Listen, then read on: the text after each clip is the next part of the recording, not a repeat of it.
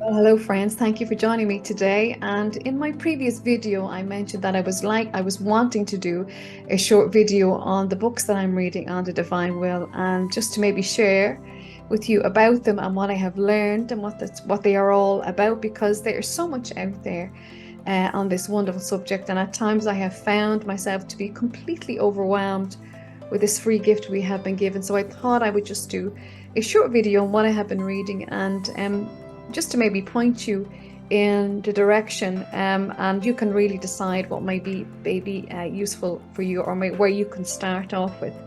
Again, this first book is called Living in the Kingdom of the Divine Will, and it's from Tony Hickey. He's well known in Catholic circles. He's a theologian himself, and this is a really, really great book. I hope you can see it there in the light. And it is, I guess, a real introduction to the divine will itself, and it introduces you to Louisa herself, the prayers that you'll say each day, praying in the divine will. It talks about the rounds, the role of, again, the guy who was really fundamental in getting Louisa's writings down, which was Saint Hannibal de Francia. Hope I have his name pronounced right there. And again, just about praying in the divine will, a little bit about her life, and I guess it's a great way to start off learning about it, and it probably won't overwhelm you. So again, we'll put the details of how to get this book and more on Tony's writings that are free online that you can also get. Okay, the next book I read on the divine will was Thy Will Be Done by Daniel O'Connor, The Greatest Prayer, The Christian's Mission, and the World's Penultimate Destiny. This was a brilliant book to read. Thy Will Be Done, again, excuse me with the light there. This was really a holistic book on the divine will. What I mean by that, it went through a lot of stuff. Louisa's life, church teachings, the background, the backdrop to the divine will, the support it has with the church, how it's backed up with church teachings, scripture, the whole lot. I found this book to be really, really, really detailed, a treatise, for want of a better word. I read this over a period of a month, and I really found it an inspiring read. It gave me such a holistic view of the divine will. Daniel really is a great writer. He's a great thinker. And if you like to go into great detail, if you like your history, this is a great book to read. I'll give you, again, we'll put the details of where you can get this, and obviously Daniel's website.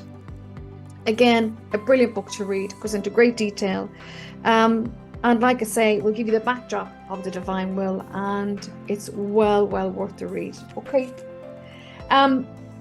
The next book I read was The Kingdom of the Divine Will itself. And again, I'll show you where you can get a copy of this.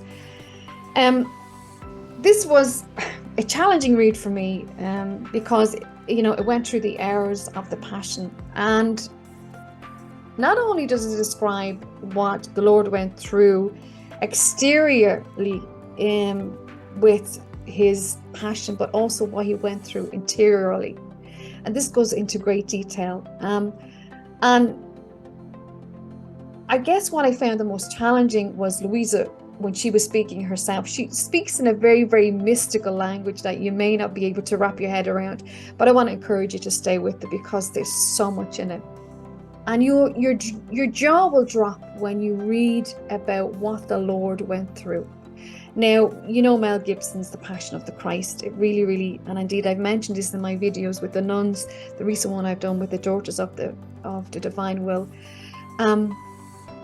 is that it really goes into great detail about what happened to him, why he endured. And some people I know from talking to others who have gone through, who have read this book, they have found it challenging. And they have found it challenging because of that. It shows you what he went through.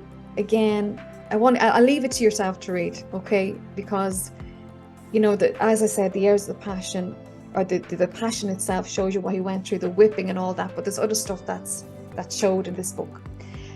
Also, it goes through the Virgin Mary, the role of the Virgin Mary, and also there's a devotion that you can say either May, or you can say it also in October. It tells you of her role she plays. She gives you teachings. So if you have a devotion to Blessed Mother, you got to get a copy of this, because it really gives you an insight as to what Mary's role is in the divine will and the teaching she has for us. And again, it goes through the month of May. You can do this, or in October, whichever you choose. And again, worth reading. And it also goes through the rounds of creation. This is it's all a subject all by itself, but this book teaches you about the round itself, how to pray in the rounds, and how it's so important. And it will really appeal to those who like creation and who like being out in nature, because it will help you to offer up those acts within the rounds themselves. So again, another great read, another really educational read. This book I had to read in light of indeed reading Daniel's book, and in light of the divine will itself, is the Diary of Saint Faustina. Now, I've known about Faustina for most of my Catholic life, and I'm sure you have the same. But when I read her writings in light of the divine will, it absolutely blew my mind. It almost like her writings came alive. And indeed, Daniel's book sees the correlation between Faustina and Louise, and indeed I think if they were around, or if they hung out together, they would have a fantastic time. So again, this book, in light of the divine will blow your mind, and will bring, I guess, the writings of Faustina to a different light. Again, it'll bring Faustina to you in a different way that you maybe hadn't seen her before, because even though she was living in the divine will, it was actually Louisa that actually actualized it.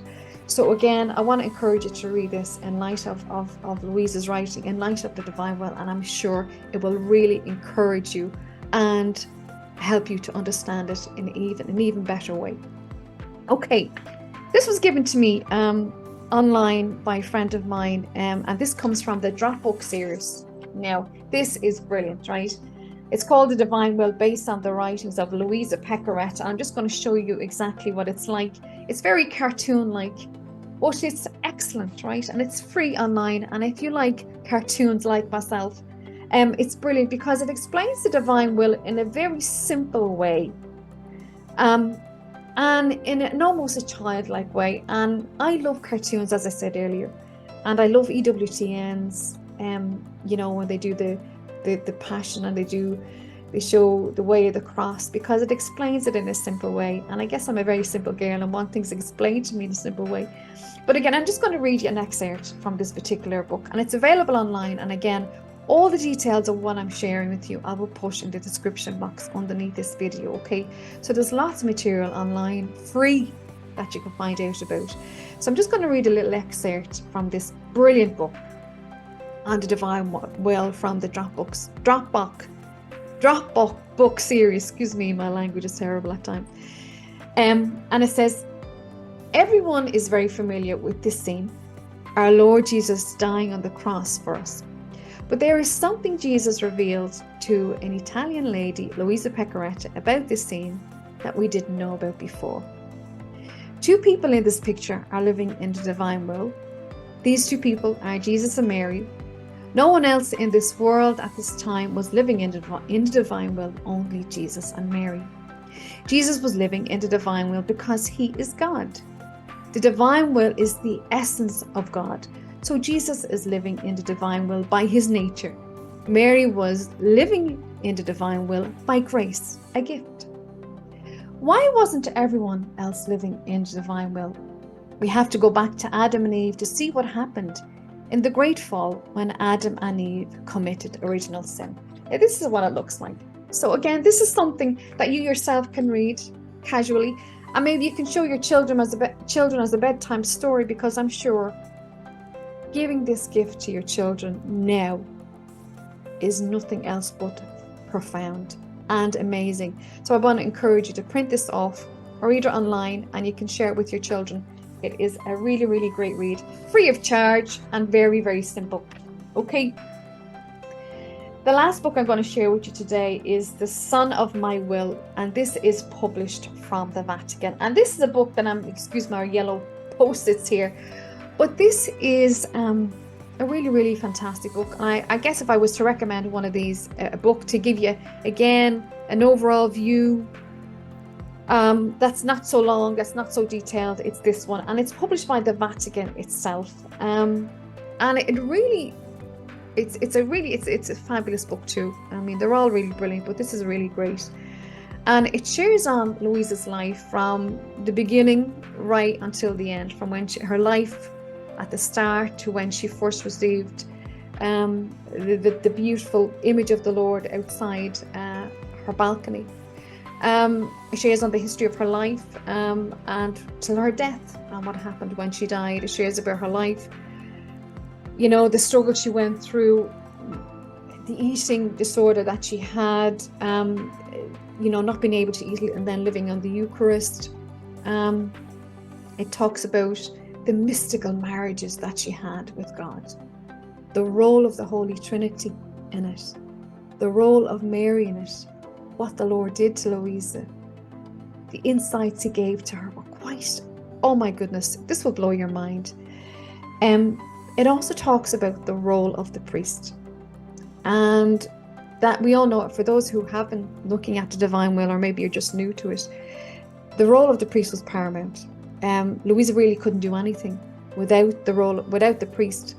She was very rigid in bed, and when the priest came in and started to speak with her and work with her, she was able to operate in the divine will. So again, placing priority on the role the priests have in our faith, the role they have in our lives, the role of the various saints, how Padre Pio was instrumental in the divine will, supported Louisa, supported her writings, and indeed the role of the Holy Trinity. So again, this has the support and backing of the Church itself. This is a brilliant book to read, to help you understand about Louisa, the role she plays, and the role she will play now and into the future. So again, I want to encourage you to get a copy of this book. Again, there's so much to learn, friends. I will tell you this. These are going to blow your mind, these writings, and they'll inspire you as a Catholic, and they will really help you live out your faith in the best possible way. So again, these are the books that I have read, and again, the things that I have found useful about them, and I hope they will again help you and assist you as you walk in the divine will. Again, we'll put all the details underneath the description of this video. Again, this is just a brief video. This is just my own interpretation of these books, what they have meant to me, how they're continuing to guide and help me and bless me as I continue with this ministry, with Being Catholic Media. And again, we invoke the divine will in all humility in all that we do, and help you as you walk as a Catholic and live your life in the best possible way. So I will leave it there, friends. Thank you for joining me today for this brief video on the books and that I'm reading and the materials that are available out there for you. There's so much online. And before I go, there's also another website, it's louisapecoretta.ma, which goes through all of this online. Again, we'll put that at the end of again in the description box of this video. So friends, I'll leave you again. Thank you for joining me, and I hope you have a blessed day, and I hope that God and our Blessed Mother richly bless you with these teachings, these brilliant books and materials that are available free online and to buy. So until next time, bye bye for now.